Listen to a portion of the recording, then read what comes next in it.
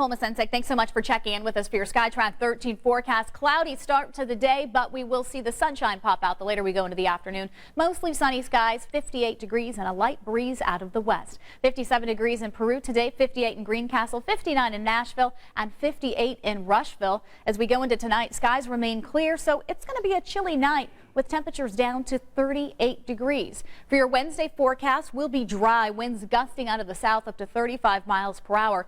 65 degrees will be your high, but as we go late into Wednesday night, that's when we're looking at a chance for showers and thunderstorms, and some of those storms could be on the strong to severe side. Damaging wind is going to be our #1 concern. Want to take you through the timeline on Future Track 13. The daytime hours are just fine, but it's really after 5 o'clock we start to see a little bit of rain, and then as that front moves through, that's when we could see some of those stronger storms. Much cooler in the 7-day. More at WTHR.com.